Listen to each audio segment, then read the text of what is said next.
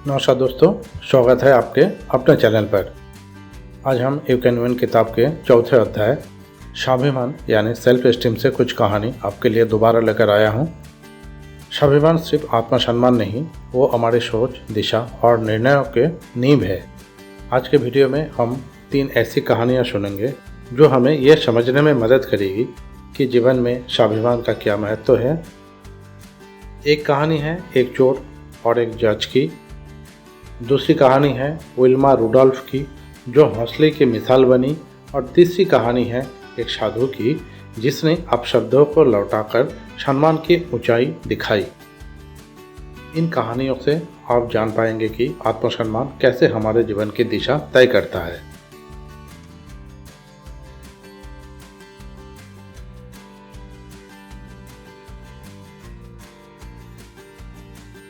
पहली कहानी की तरफ चलते हैं। एक अदालत में एक चोर को उसके अपराध के लिए सजा सुनाई जा रही थी। जज ने उससे पूछा, क्या तुम्हें कुछ और कहना है? चोर ने जवाब दिया, हाँ हुजूर, मैं चाहता हूँ कि मेरे माता पिता को भी मेरे साथ जेल भेजा जाए।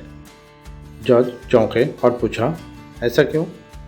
चोर बोला, जब मैं छोटा था तब स्कूल से एक पेंसिल चुरा कर लाया। मेरी माँ ने देखा लेकिन कुछ नहीं कहा। थोड़े समय बाद मैं एक पेन चुराया और फिर पड़ोस से कुछ सामान चुराया। हर बार मेरी चोरी को नज़रअंदाज कर दिया गया। धीरे धीरे ये मेरी आदत बन गई और मुझे कभी किसी ने रोका नहीं।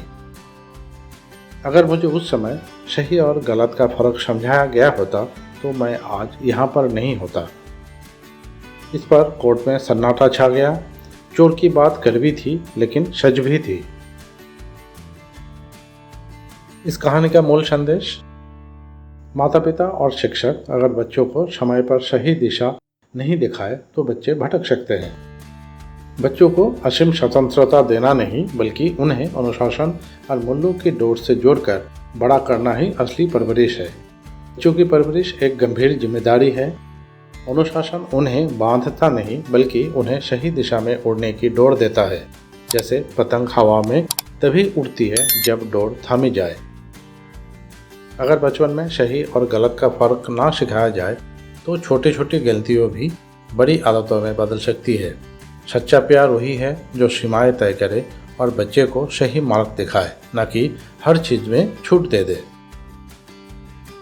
बच्चों को विकल्प देना जरूरी है, लेकिन उनसे पहले ये भी जरूरी है कि उनमें सही विकल्प चुनने की समझ और क्षमता विकसित की जाए। स्वाभिमान केवल बाहरी सफलता से नहीं बनता, परवरिश, अनुशासन और समय पर दिशा देने से बनता है। अगर बचपन में सही आदतें नहीं डाली जाए तो आने वाला भविष्य भटक सकता है। अब चलते हैं दूसरी कहानी की ओर। ये कहानी है उस महिला की जो इतिहास रच के दिखाई थी। विल्मा रुडोल्फ की कहानी, हौसले की उड़ान। विल्मा रुडोल्फ का जन्म 20 जून 1940 को अमेरिका की टेनेसी राज्य में एक गरीब अशक्त परिवार में हुआ था। वो कुल 22 बच्चों में 20वीं संतान थी। उनका परिवार सामाजिक और आर्थिक रूप से बेहद कमज़ोर था। जन्म के समय विल्मा बहुत कमज़ोर थी और जल्द ही उन्हें पोलियो, न्यूमोनिया और स्कारलेट फीवर जैसी गंभीर बीमारियां हो गई। जब वो केवल 4 साल की थी तब डॉक्टरों ने बताया कि उनके बाएं पैर को लकवा मार गया है। उन्होंने साफ साफ कह दिया कि वो कभी सामान्य रूप से चल नहीं पाएगी। लेकिन विल्मा की मां ने हार नहीं मानी। वो हर हफ्ते 50 किलोमीटर दूर क्लार्क्सविल अस्पताल में जाती थी जहां फिजियोथेरेपी कराई जाती।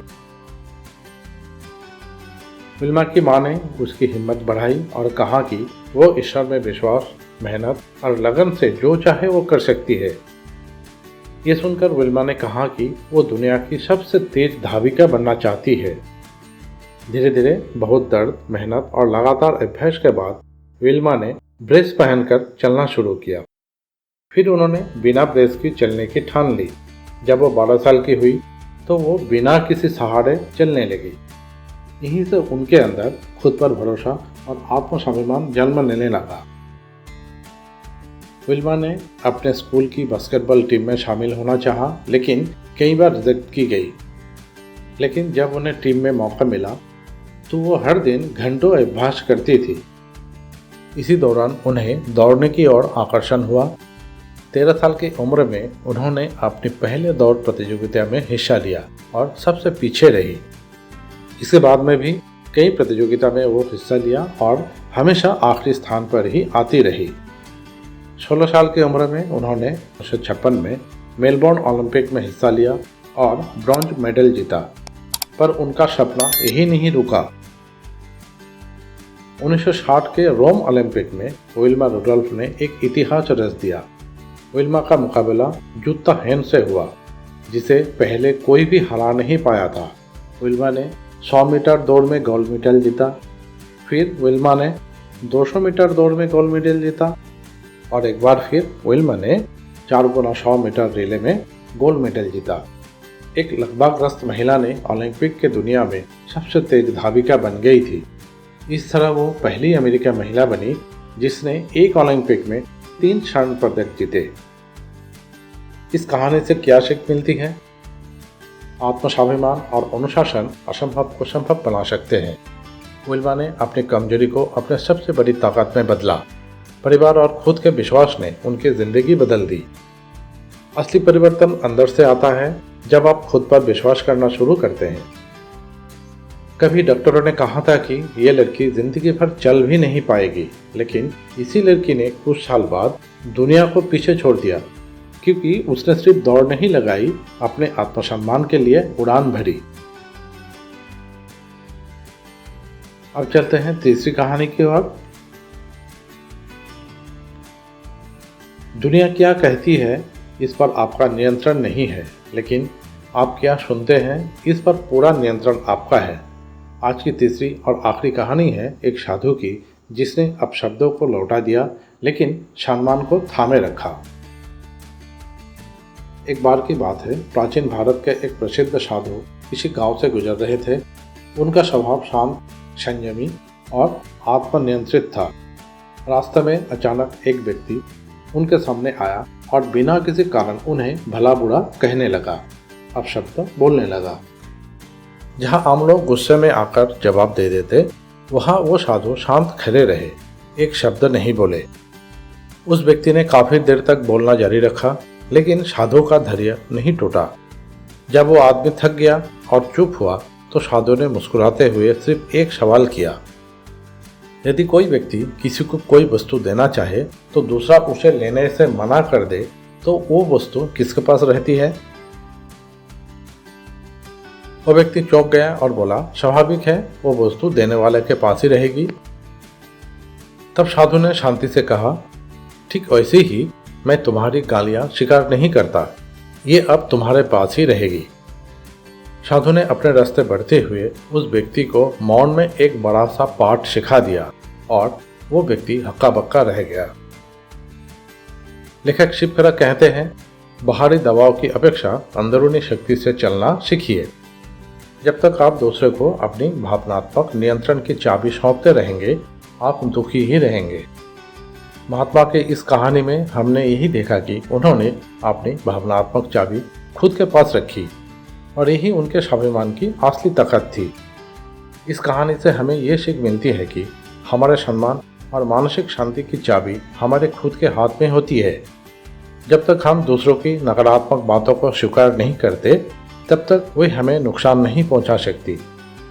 सच्चा स्वाभिमान वही है जो किसी के अपमान या गुस्से में भी अपनी गरिमा और धैर्य ना खोए। आज की 3 कहानियों से यह स्पष्ट होता है कि चाहे हालत कितने भी कठिन हो, स्वाभिमान अगर मजबूत हो तो कोई भी लक्षण दूर नहीं। आत्मसम्मान हमारे सोचने, बोलने और जीने के तरीके को परिभाषित करता है। हमें चाहिए कि हम अपने भीतर की शक्ति को पहचानें और हर चुनौती को अवसर में बदलें। दूसरों की राय से ज़्यादा जरूरी है कि हम खुद को कैसे देखते हैं। अगर आपको यह कहानियाँ प्रेरणादायक लगी तो किताब यू कैन विन को जरूर पढ़ें, क्योंकि ज्ञान की गहराई वहाँ और भी ज़्यादा है। आने वाला वीडियो के माध्यम से आपके साथ दोबारा मुलाकात होगा। अगर वीडियो आपको पसंद आ रहा है तो इसे लाइक करें, दोस्तों को शेयर करें, चैनल द इनसाइट को सब्सक्राइब करें स्वस्थ रहें, खुश रहें, परिवार का ख्याल रखें। धन्यवाद।